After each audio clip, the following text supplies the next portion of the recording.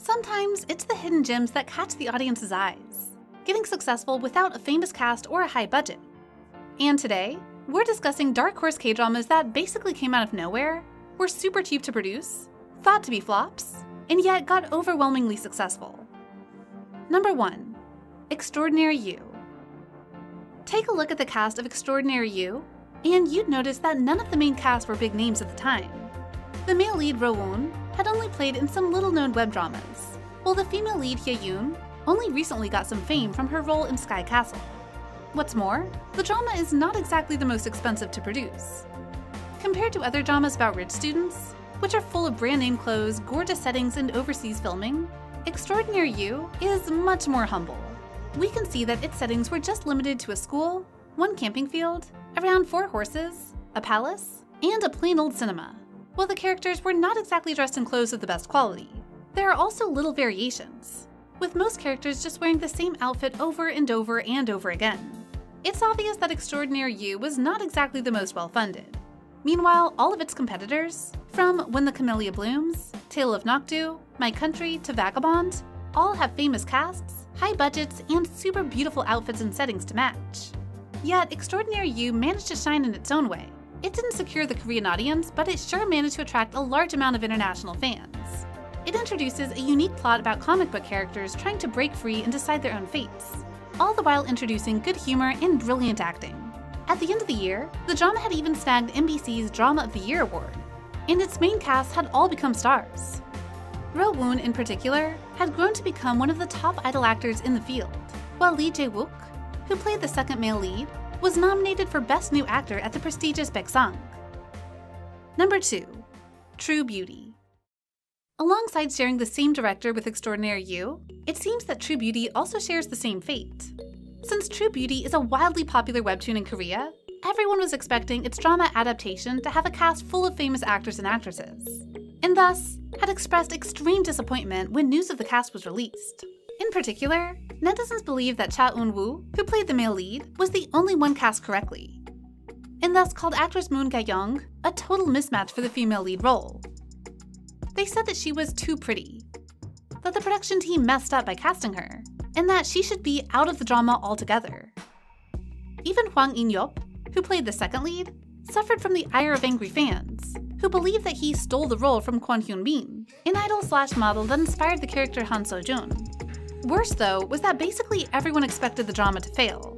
The plot of True Beauty has nothing to offer, netizens said, believing that the story is too plain, that the characters have no development, and that their personalities are as interesting as 8th grade algebra. And the negative response didn't reduce even as the series was aired. True Beauty was showered in spiteful comments, saying it's too corny and especially cringy and disappointing. Some even went as far as to question, why are we even making dramas with 0.1% character growth in 2020? But as the series progresses, True Beauty had proven everyone wrong. It delivered a unique sense of humor, endearing characters that we can grow to love, and some iconic romances. Despite being called a flop in the beginning, the drama's ratings eventually came first in its time slot, and its international audience was also no joke. The cast also became hugely popular after the series ended, and actor Hwang In-yeop most notably gained a huge following. Outer appearance isn't everything, and True Beauty has surely proven this. Number 3. 18. The case of 18 is perhaps all the more special because this series was never even aired on television. With a total runtime of under 3 hours, the series is broadcast on the web platform Navercast, and thus was never intended for the international audience. 18 is also super low budget, simply because it costs next to nothing to make. Literally everything happens inside a school, and all the characters just wear school uniforms. The cast also consisted of no one too popular at the time, and the plot is just about high school students in casual high school drama. And yet 18 was a phenomenon upon release, even spawning a second season due to huge demand. Even now, people can't seem to get over the 18 fever, and a recent post on Korean Forum Pan had stated that the series was the vibes of 2018.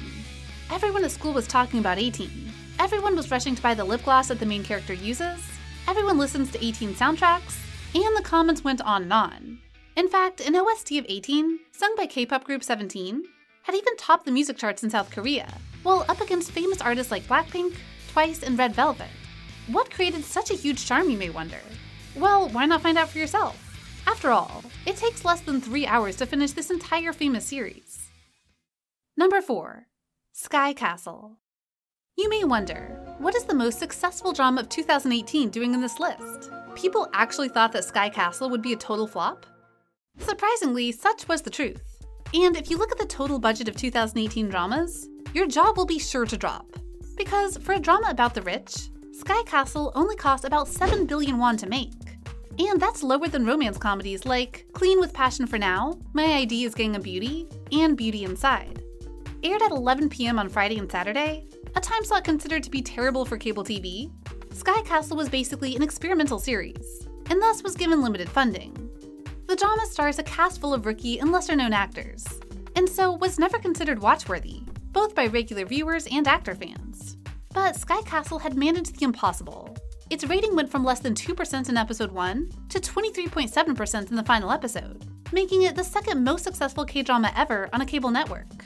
And the success of this intense series did not come out of nowhere. Its visuals are gorgeous, the plot is intricate and captivating, and the acting was absolutely perfect.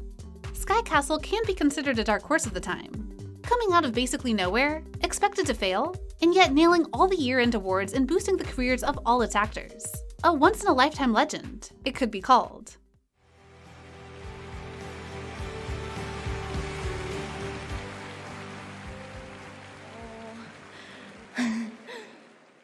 네, 안녕하세요. 김혜윤입니다.